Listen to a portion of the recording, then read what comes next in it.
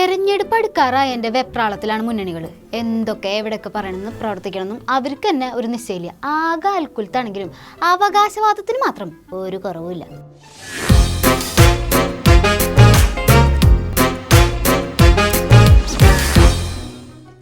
തെരഞ്ഞെടുപ്പായപ്പോൾ എപ്പോഴത്തെയും പോലെ സീറ്റിന് വേണ്ടി ഏറ്റവും കൂടുതൽ പിടിവലി നടക്കുന്നത് UDF-ലാണ്. മൂന്നാമതൊരു സീറ്റും കൂടി വേണമെന്നുള്ള കാര്യത്തിൽ ഉറച്ചു നിൽക്കുകയാണ് മുസ്ലിം ലീഗ്. അത് പറ്റില്ല എന്നുള്ള നിലപാടിലാണ് കോൺഗ്രസ്.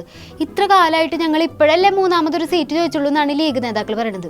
വിഷമിക്കണ്ട, കോൺഗ്രസ്സുകാർക്ക് നിങ്ങളുടെ വിഷമം മനസ്സിലായില്ലെങ്കിലും വേറൊരാൾക്ക് നിങ്ങളുടെ അവസ്ഥ മനസ്സിലാവും. നിങ്ങളെ സപ്പോർട്ട് ചെയ്യുകയും ചെയ്യും. ആരാ? സാക്ഷാൽ EP ജയരാജൻ. മുസ്ലിം ലീഗ് അവരുടെ പിന്തുണ കൊണ്ടാണ് കോൺഗ്രസ് കേരളത്തിൽ സീറ്റുകൾ നേടി ജയിച്ചു വരുന്നത്.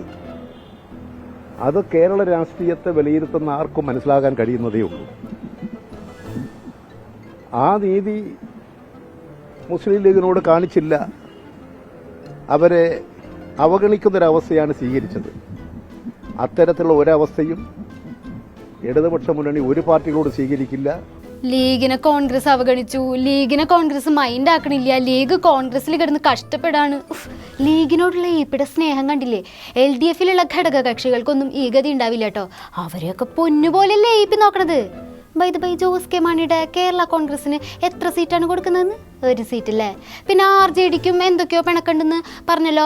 അവർ സീറ്റ് ചോദിച്ചപ്പോൾ ഞങ്ങൾക്കൊന്നും അറിയില്ലേ എന്ന് പറഞ്ഞ് നൈസായി കൈമലർത്തില്ലേ. സംഭവം കയ്യിൽ നിന്ന് പോകുന്നു തോന്നിയപ്പോൾ RJDനെ സോപ്പിടാൻ വേണ്ടിയിട്ട് ഇപ്പൊ അവരുടെ പിന്നാലെ നടക്കാണ്. കൊച്ചു കള്ളൻ. ഞാനൊരു വലിയ സംഭവം അല്ലേ? RJDക്ക് പിണക്കം വന്നപ്പോൾ ലഡ്ഡു പൊട്ടിയ ഒരാളുണ്ട് ഇവിടെ. RJD അവിടെ കിടന്ന് ശ്വാസം മുട്ടാതെ വേണമെങ്കിൽ കോൺഗ്രസിലേക്ക് വന്നോളൂട്ടോ എന്ന് പറയാണ്ട് പറഞ്ഞ് മറ്റൊരു മുതൽ അസ്വസ്ഥത പ്രകടിപ്പിക്കട്ടെ, നല്ലോണം പിടക്കട്ടെ, അപ്പൊ നമ്മൾ പിടിക്കാം. നമുക്കെന്താ, ജനാധിപത്യ സംവിധാനത്തിൽ വരാവുന്ന എല്ലാ ജനാധിപത്യ പാർട്ടികളെയും ഞങ്ങൾ സ്വാഗതം ചെയ്യും. അതൊക്കെ അവിടെ നിൽക്കട്ടെ. കണ്ണൂരിൽ ഭയങ്കര സ്ട്രോങ് ആയിട്ടുള്ള എതിരാളിയായിരിക്കും വരാൻ പോവാന്നൊരു വർത്താനം ഉണ്ട്. പണിപ്പോ ആളോ സുധാകരൻ ജി? ഒരു വെല്ലുവിളിയും ഇല്ല, വെല്ലുവിളിയേ ഇല്ല. അതാ പ്രശ്നം. ഇപ്പോ വെല്ലുവിളി ഇല്ലാത്തത് കൊണ്ടാ പ്രശ്നം. അത് പാർട്ടി പറയേണ്ടതാ, ഞാൻ പറയില്ല. പാർട്ടി ഇപ്പൊ എന്നോട് സ്ഥാനാർത്ഥിയാണെന്ന് പറഞ്ഞാൽ ഞാൻ നിൽക്കുന്നില്ല. ഇപ്പൊ ഞാൻ പാർട്ടിക്കാരനാ. മത്സരിക്കണ്ട എന്ന് പറഞ്ഞാൽ മത്സരിക്കാതിരിക്കലല്ലേ അച്ചടക്കമുള്ള പാർട്ടിക്കാരന്റെ പിന്നെ ഇത്. എന്താ ചെയ്യ, കണ്ണൂർ നല്ല ഒരിടത്തും വെല്ലുവിളിയില്ല. അതുകൊണ്ട് ഞങ്ങളുടെ സുധാകരൻജിക്ക് മത്സരിക്കാൻ ഒരു ത്രില്ലില്ലെന്നേ. സുധാകരൻജി അച്ചടക്കമുള്ള ഒരു പാർട്ടി പ്രവർത്തകനാണെന്ന് അറിഞ്ഞൂടെ? അതുകൊണ്ട് മൂപ്പര് മത്സരിച്ചാൽ ജയിക്കുന്ന ഉറപ്പല്ലേ? എനിക്കറിയാവുന്നിടത്തോളം ഇദ്ദേഹം വളരെ ഡീസന്റും മാന്യനും വിനയകുനേനുമാണ്. ഇനി NDAയുടെ കാര്യം. UDF-ലും LDF-ലും ഘടക കക്ഷികളൊക്കെ ഭയങ്കര പ്രശ്നമാണ് കേട്ടോ സുരേന്ദ്രൻജി. BDJS-ന്റെ അവസ്ഥ എന്താണ്? BDJS-ഉമായിട്ടുള്ള എഴുതിയെടുപ്പം കൂടിയിട്ടുണ്ട്. നിങ്ങൾ അന്വേഷിച്ചാൽ മനസ്സിലാവും. NDA എന്ന് പറയുന്നത് കഴിഞ്ഞ കുറച്ചു കാലമായിട്ട് ഞങ്ങളുടെ നല്ല പരിശ്രമത്തിലൂടെ NDA ശക്തിപ്പെടുത്താനുള്ള നല്ല നീക്കങ്ങൾ നടക്കുന്നുണ്ട്. ആ നീക്കങ്ങൾ വിജയം കണ്ടിട്ടുണ്ട്. ആ ഇഴയടുപ്പം കീറിപ്പോണ്ട് നോക്കി കേട്ടോ സുരേന്ദ്രൻജി. അല്ല, BJPയുടെ ഐശ്വര്യമായിട്ട് ഇപ്പൊ പാർട്ടിയിൽ ചേർന്നേക്കണത് ആരാ? നമ്മുടെ PC ജോർജ് അല്ലേ? അപ്പൊ PC എങ്ങാനും സ്ഥാനാർത്ഥിയായിട്ടുണ്ടെങ്കിൽ ആകെ പൊട്ടിപ്പാളി സൗന്നാണ് വെള്ളാപ്പള്ളി പറയണത്. എല്ലാരും ഒന്നിച്ച് നമ്മളെങ്ങനെ കൊണ്ടുപോകുമല്ലയ്യ. നരേന്ദ്രമോദി 10 കൊല്ലം ഭരിച്ചു, ഇനി 5 കൊല്ലം ഇപ്പോഴേ ഭരിക്കുമെന്നുള്ള ഉറപ്പാണ് എന്ന് എല്ലാ പ്രതിപക്ഷങ്ങളും ഒരേ അവസരത്തിൽ ഒച്ചത്തിൽ പറഞ്ഞുകൊണ്ട് നിൽക്കുന്ന ഈ അവസരത്തിൽ ഇതുപോലുള്ള ദരിദ്രവാസിയുടെ നിലപാടില്ലാത്തവരെ പിടിച്ച് സ്ഥാനാർത്ഥികളാക്കി ഇവിടെ നിർത്താൻ BJPക്കാർ തയ്യാറാകുമെന്നും തലേ ജനവാസമുള്ളവരാൻ തയ്യാറാകില്ല. PC ജോർജിനെ ദരിദ്രവാസി എന്ന് വിളിച്ച് അധിക്ഷേപിച്ച് വെള്ളാപ്പള്ളി. എന്റെ പൊന്നെ, ഇനി ഇതിന് മറുപടി പറയാൻ ജോർജ് ഏട്ടൻ എങ്ങനെ ഇറങ്ങിയിട്ടുണ്ടെങ്കിൽ എന്തായിരിക്കും അവസ്ഥ? മൊത്തം സെൻസർ ചെയ്യേണ്ടി വരുമോ? എന്റെ ഈശോയെ, നീ ഒരു കുരിശല്ലേ ചുമന്നുള്ളൂ?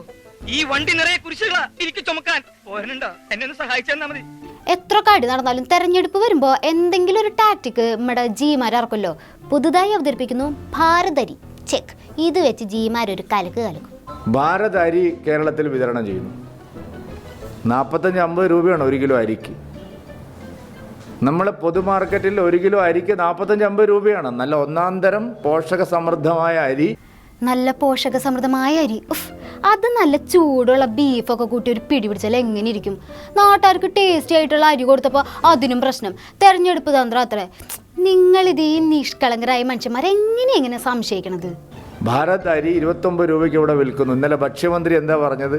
ഇത് കേരളത്തെ തകർക്കാനാണെന്ന്. വേറൊരു മന്ത്രിയുണ്ട്, രാജൻ.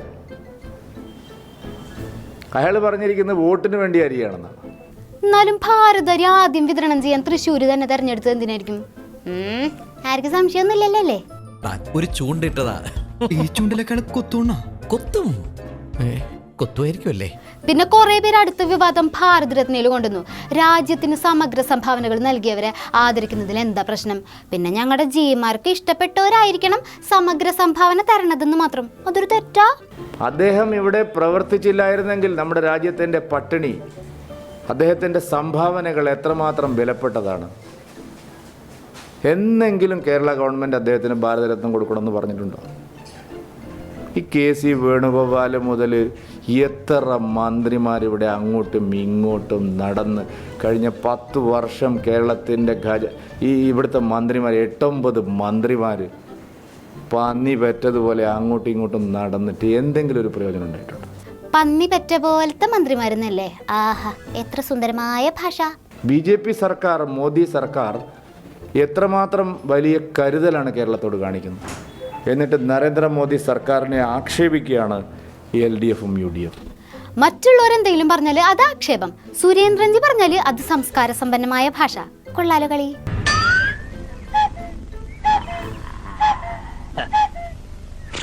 പിന്നെ സുരേന്ദ്രൻജി, കഴിഞ്ഞ ദിവസം കോഴിക്കോട് കോന്നാട് ബീച്ചിലിരുന്നിരുന്ന യുവാക്കളെ മഹിളാ മോർച്ചക്കാർ ചൂല് കൊണ്ടുപോയി ഒരു പ്രത്യേകതരം ബോധവൽക്കരണം നടത്തിയല്ലോ. സദാചാരം കൊണ്ട് പിള്ളേരുടെ അടുത്ത് പോയാലോ ഉള്ള വോട്ടും കൂടി പോട്ടാ സുരേന്ദ്രൻജി. യാനക്കാര്യത്തിൻ്റെ ഇടയിലാണ് ചേനക്കാരി. എന്താണ് വലിയ കാര്യം? അവിടുത്തെ കുറച്ച് സ്ത്രീകൾ അവിടെ ഒരു സമരം നടത്തി. ഞങ്ങൾ എന്ത് ചെയ്യണം അതിന്? മഹിളാ മോർച്ചക്കാരൊന്നുമല്ല, സ്ത്രീകളുടെ പ്രതിനിധികളെല്ലാവരും അവിടെ വന്നു, അമ്മമാർ. അതിനിത്ര വലിയൊരു അതാണ് ഇപ്പോൾ കേരളത്തിലെ ഏറ്റവും വലിയ പ്രശ്നം. അതെ, ഇതും കേരളത്തിലെ പ്രശ്നമാണല്ലോ.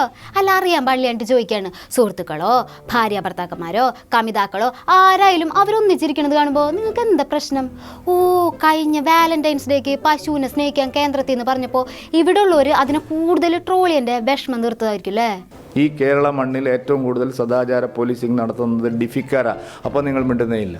ഓ, DYFIക്കാരാണോ കൂടുതൽ സദാചാര പ്രവർത്തനം നടത്തിയത്? അത് പുതിയ അറിവാണല്ലോ. എന്തെല്ലാം നടത്തി ഇവിടെ? എന്താ നടത്തിയേ? ഹൈ, പറഞ്ഞായോ? നമുക്ക് അറിയാത്തോണ്ടല്ലേ സുരേന്ദ്രൻജി ചോദിക്കണത്. കേരളത്തിൽ ഒരു 100 ഞാൻ പറഞ്ഞുതരാം. നിങ്ങൾ DYFIയുടെ പ്രതിനിധിയാണോ? ഞാൻ പറയുന്നത് നിങ്ങൾക്ക് റിപ്പോർട്ട് ചെയ്യാൻ പറ്റുമെങ്കിൽ നിങ്ങൾ റിപ്പോർട്ട് ചെയ്യുക. DYFIക്കാർ ചോദിക്കുന്ന പോലെ ഇങ്ങോട്ട് ചോദിക്കരുത്. ഞാൻ അവരോട് പറഞ്ഞു. DYFIക്കാർ ഇഷ്ടം പോലെ നടത്തിയിട്ടുണ്ട്, ഇഷ്ടം പോലെ ഉണ്ട്. ഒരല്ല 100 പറയാം, 100 പറയാം. നിങ്ങളവിടെ ഇരിക്കുക. ഇഷ്ടം പോലെ എന്ന് പറഞ്ഞാൽ ഇഷ്ടം പോലെ. കൂടുതൽ ചോദ്യം നിങ്ങട്ട് വേണ്ടട്ടാ. 100 ഉദാഹരണങ്ങൾ ഇതിപ്പോ കാണിച്ചു തരാം.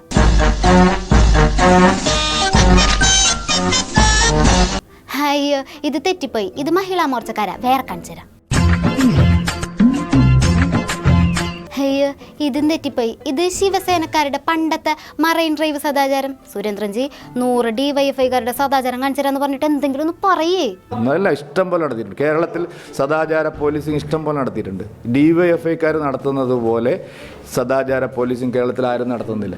നിങ്ങളിത് വെറുതെ കുറേ ദിവസമായി ചോദിച്ചുകൊണ്ടിരിക്കുന്നത്. എന്താണ് അവിടെ കോഴിക്കോട് നടന്നിരിക്കുന്നത്? ഞാനൊന്നും കണ്ടില്ല.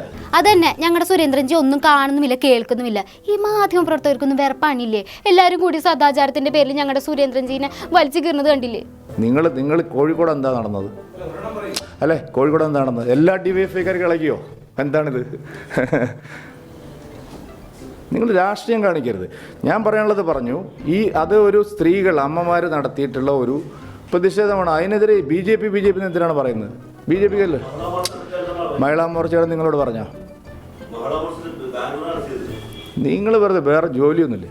മൂടുപോയി സുരേന്ദ്രൻജിയുടെ മൂടുപോയി. ഇനി അഥവാ ഇതൊക്കെ ലഹരിക്കെതിരെയുള്ള പ്രതിഷേധമാണെങ്കിലേ അതിന് നേരെ പ്രതിഷേധിച്ചാൽ പോരെ? ഏലിയെ പേടിച്ച് ഇല്ലം ചൂർന്ന പോലെ എല്ലാവരുടെ മെക്കിട്ടും കാരണോ? സുരേന്ദ്രൻജി ക്ഷീണിച്ചിരിക്കുന്ന സമയത്ത് പറയാൻ പാടുണ്ടോന്ന് അറിയില്ല. വാലന്റൈൻസ് ഡേ കഴിഞ്ഞു, എന്നാലും ഇരിക്കട്ടെ. ഹാപ്പി വാലന്റൈൻസ് ഡേ സുരേന്ദ്രൻജി. എന്നാൽ ശരി, ബാക്കി വിശേഷങ്ങളുമായി ഇനി നാളെ കാണാം. നന്ദി, നമസ്കാരം.